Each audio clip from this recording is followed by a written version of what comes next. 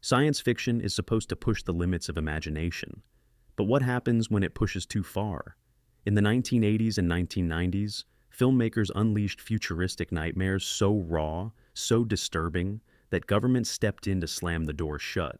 Some were accused of corrupting young minds, others of showing humanity at its worst. Which of these movies were too wild for censors to handle, and which ones clawed their way back from the ban list?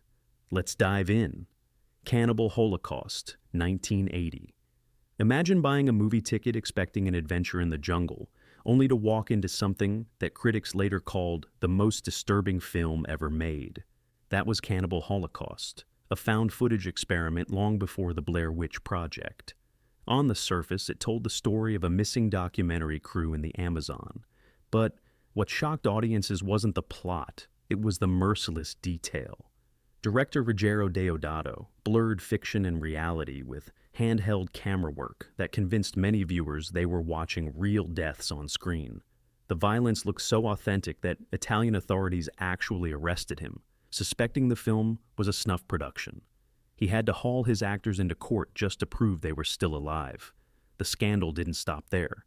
Animal rights groups erupted when they learned real creatures were harmed during filming, leading to bans across New Zealand, Australia, and even parts of Europe. For decades, the movie circulated like contraband, whispered about in late-night conversations. Fans who managed to get bootleg copies often watched with one hand on the fast-forward button, unable to stomach entire scenes.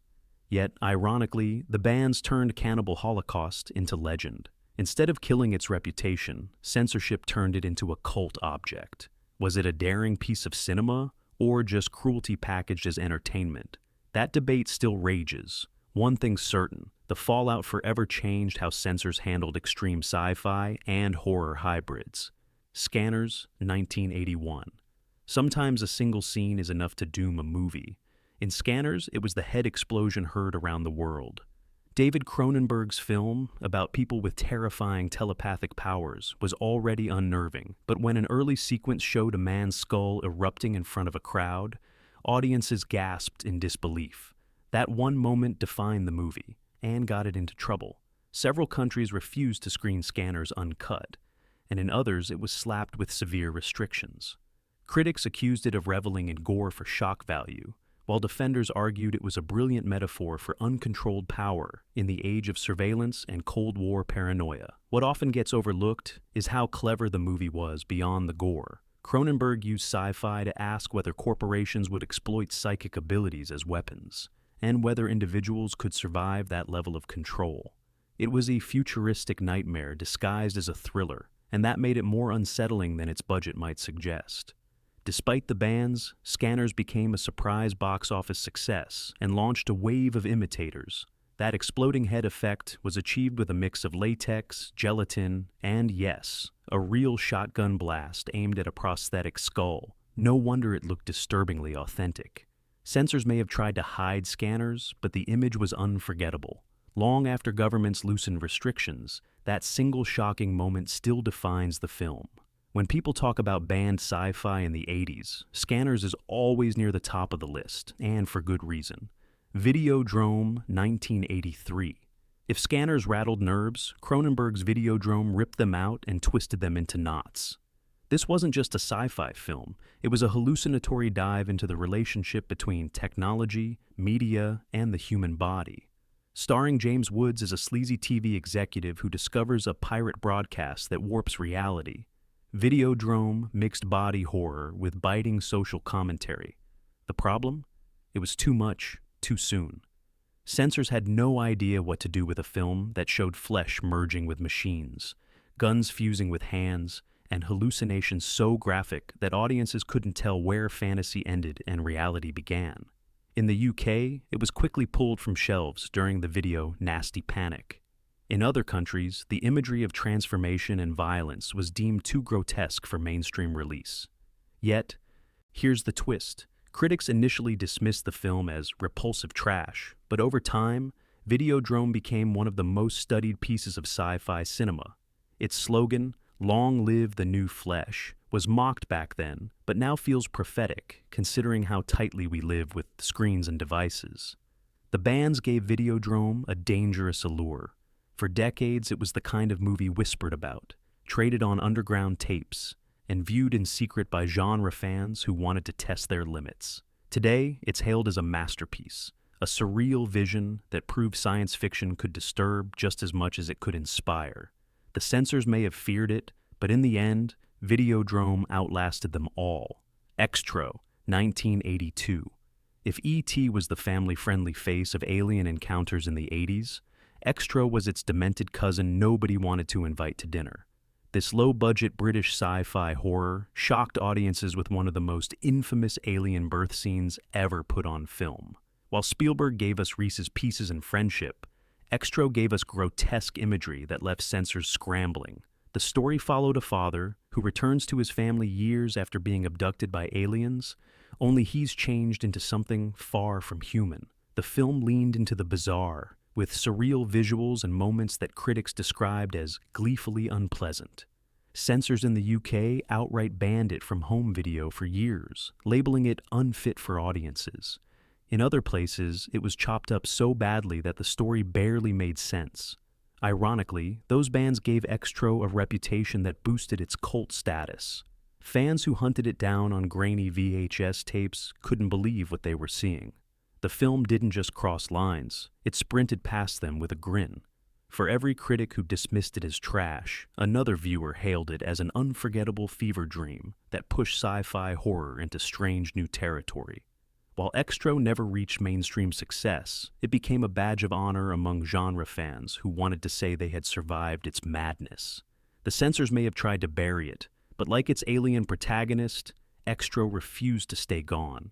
It crawled back into cult history and has stayed there ever since. Threads, 1984. Some movies are banned because of gore, others because of politics. Threads was banned because it was simply too terrifyingly real. Produced by the BBC as a docudrama, Threads showed what would happen if nuclear war actually broke out over Britain. Instead of flashy special effects, it used bleak realism, burned cities, starving families, and the complete collapse of society. It was so disturbing that even governments worried about its psychological impact. When Threads aired once on British television, it left viewers traumatized. Children had nightmares, adults couldn't sleep, and critics called it the most harrowing film ever made. The aftermath was so intense that the BBC refused to rebroadcast it for years. In the United States, where it was later shown on cable, many stations hesitated or refused entirely.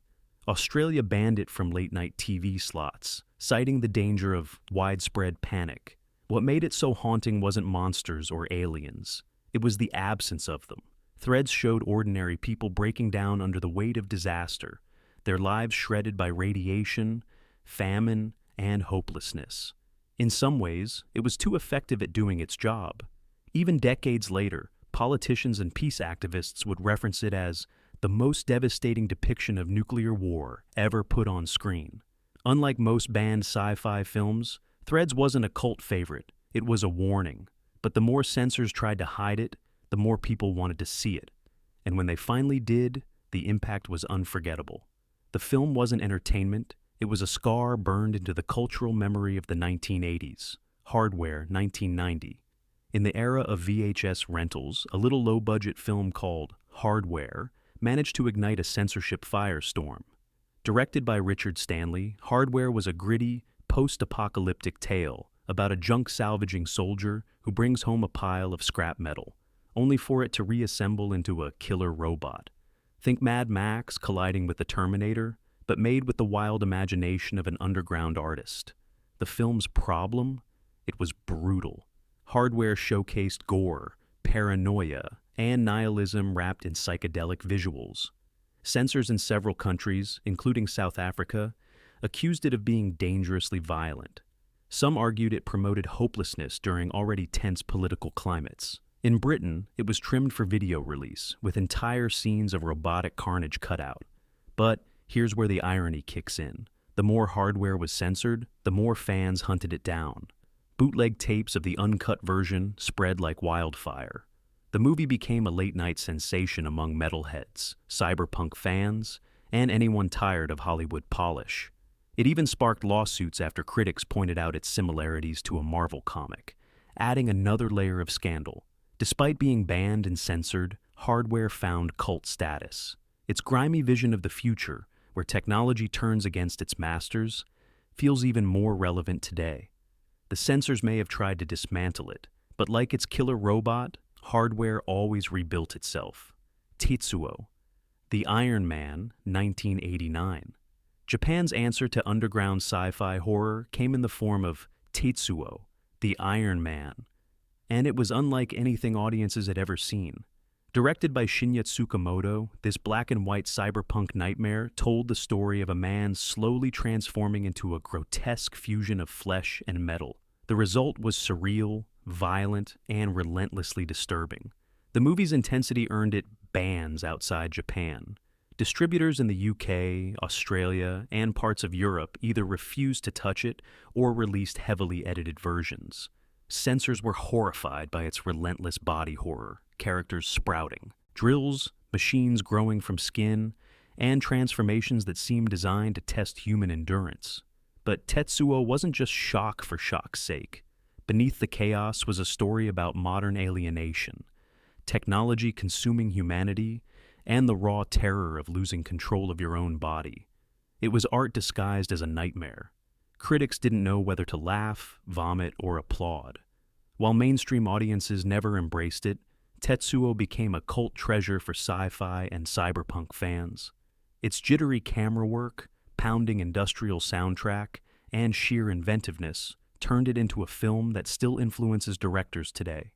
But back then, it was simply too much. Censors tried to stop it, but all they did was give it the forbidden allure that made it a classic in underground circles. Society, 1989. What happens when a movie exposes the ruling elite as something monstrous? In Brian Yuzna's Society, that idea became literal, and censors didn't know what to do with it. On the surface, it looked like a teen drama about a wealthy kid in Beverly Hills who suspects something strange about his family. But the final act revealed the truth. The rich aren't just corrupt, they're grotesque, shape-shifting creatures who literally consume the poor. Society was banned in several countries for its grotesque special effects. The infamous finale, often described as one of the most revolting sequences ever put on film, featured the rich merging into a writhing mass of flesh. Critics compared it to a surreal political cartoon, only far more graphic. Ironically, Society was shelved in the US for years, while overseas fans embraced its outrageousness. In the UK, it was branded unfit for home video until edited versions slipped out. Yet instead of dying quietly, the movie thrived in midnight screenings and horror conventions. Viewers couldn't believe a film so weird had actually been made. Censors thought they were protecting audiences. Instead, they accidentally gave Society a reputation as one of the boldest critiques of the era's obsession with wealth. Today it's seen as an audacious piece of satire wrapped in sci-fi horror. For a film once hidden, it now enjoys the spotlight as a cult gem. Event Horizon, 1997. Sometimes it takes just one movie to convince a studio that maybe it went too far. That was the case with Event Horizon, a space horror film that blended sci-fi with grotesque imagery. The story followed a rescue crew investigating a spaceship that had vanished into another dimension. What they found wasn't just a broken ship, it was a vision of hell. The problem? Director Paul W. S. Anderson's original cut went all in. Reports say early test screenings showed audiences fainting, vomiting, and walking out in shock. The footage was so disturbing, images of mutilated bodies and endless torment, that the studio ordered massive cuts before release. Even with the edits, censors in countries like Malaysia and Singapore banned it entirely. For years, rumors swirled about the lost footage, with fans convinced an uncut version existed in some vault. Sadly, much of it was destroyed. But the legend of Event Horizon's banned scenes only grew. What survived was still shocking enough to scar audiences. Critics panned it at the time, but sci-fi fans later embraced it as one of the boldest, most terrifying space films ever attempted. Censors may have tried to bury the worst of Event Horizon, but they couldn't erase the story around it. In some ways, the ban and cuts made the movie bigger than it ever would have been. Today, it's celebrated as a cult masterpiece, the sci-fi film that dared to peek into the abyss and brought something back too disturbing to fully show. Cube 1997. Sometimes a movie doesn't need gore-soaked monsters to disturb. It just needs a concept so cold, it feels cruel. Cube was that movie.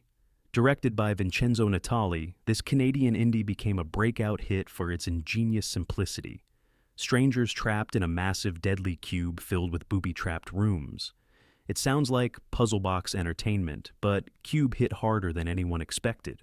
Each trap was brutal, and the slow unraveling of paranoia among the characters made it unbearable to watch. In Malaysia and Singapore, censors outright banned the uncut version, labeling it inhumane. They objected to the sudden, merciless deaths and the bleak idea that survival came down to chance and betrayal. What's ironic is that Cube didn't rely on big effects or gore-soaked excess.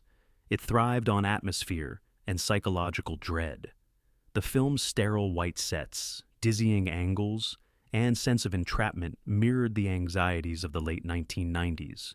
Faceless bureaucracy, loss of control, and systems too big to escape. Despite censorship, Cube spread internationally like wildfire. It became a sleeper hit, beloved by sci-fi fans and future filmmakers. It even inspired franchises and remakes across the world. But at its core, Cube remains a banned movie that proved ideas could be scarier than monsters.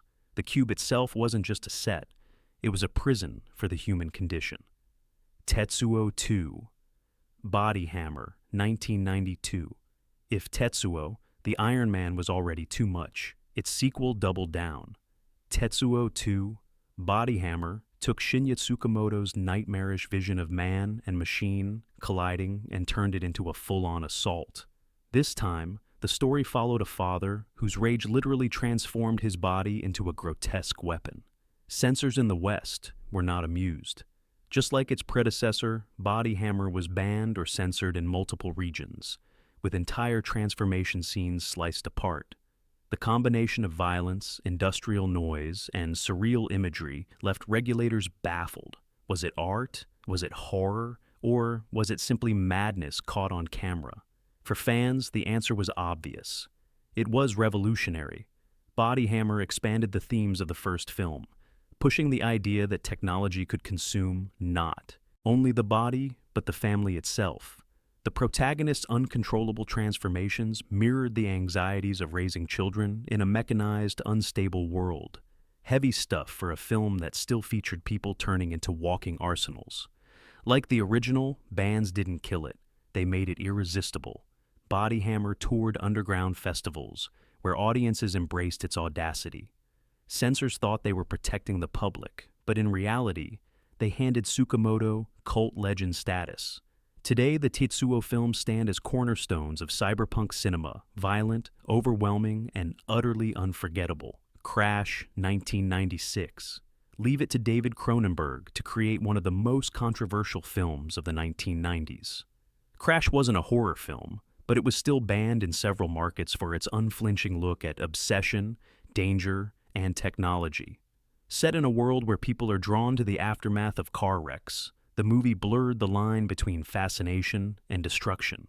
When Crash premiered at Cannes, it was met with both applause and outrage. In the UK, major newspapers demanded it be banned outright, accusing it of glamorizing recklessness. Entire councils attempted to block its screenings, and some theaters refused to show it under pressure. In other countries, censors edited it so heavily, the story barely made sense. The controversy overshadowed the film's artistry. Cronenberg wasn't making a blockbuster.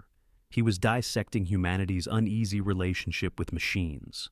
Cars, the ultimate symbol of modern life, became metaphors for control, risk, and obsession.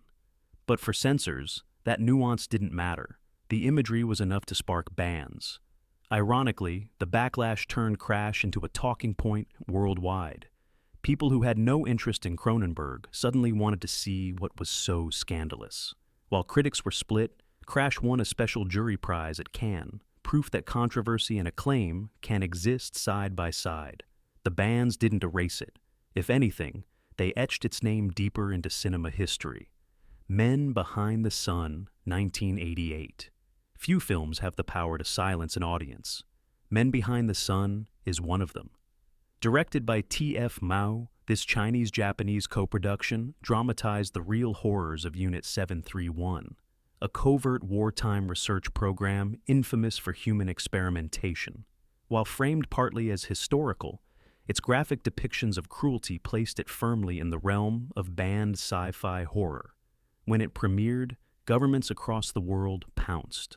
Australia, Norway, and several European nations banned it completely. Critics accused it of exploiting history, while supporters argued it was an unflinching attempt to confront the past. The line between documentary and nightmare blurred so completely that even seasoned audiences walked out shaking. Adding fuel to the fire were rumors about how certain scenes were filmed, with claims of real acts slipping into the production. Though these were denied, the whispers amplified its notoriety. Bootleg copies spread underground, each one adding to its reputation as the film too extreme to show. What censors overlooked was that Men Behind the Sun was also a stark warning about unchecked science, control, and the dangers of dehumanization, themes that make it, at least partially, a science fiction allegory. Bans may have kept it off screens, but the legend only grew. Today it's remembered as both a historical flashpoint and one of the most haunting banned films of its era. Salo, 120 Days of Sodom. Technically released in 1975, Pier Paolo Pasolini's Salo became infamous for decades because every time it resurfaced, it was rebanned. In the 1980s and 1990s, attempts to reissue the film on VHS or DVD often failed, with governments in the UK, Australia, and parts of Europe clamping down again. Why? Because Salo wasn't just controversial, it was radioactive. A dystopian allegory about power, cruelty, and the breakdown of morality, it blurred the boundaries between political warning and nightmare cinema. In the late 80s and 90s, when censors were already cracking down on extreme sci-fi and horror, Salo found itself lumped into the same category. It was treated like a dangerous artifact, a film audiences shouldn't see. Ironically, banning it in the 90s gave it a second life. Collectors hunted copies across borders, and critics debated whether its relentless bleakness made it important or simply unbearable. Either way, governments couldn't kill it. Each attempt to bury it only added to its infamy. By the 1990s, Salo had become the ultimate test of censorship itself. Was it a masterpiece of allegory, or just a film that should never have been made? The bans never answered the question. They only guaranteed that people would keep asking. So there you have it. 15 sci-fi films from the 80s and 90s that rattled governments, terrified censors, and refused to stay buried. Some were banned for gore, others for ideas that felt too close to the bone. But here's the twist. Every ban only fueled curiosity. Which of these would you dare to watch uncut? Drop your pick in the comments, hit subscribe, and get ready, because cinema's wild side never truly disappears.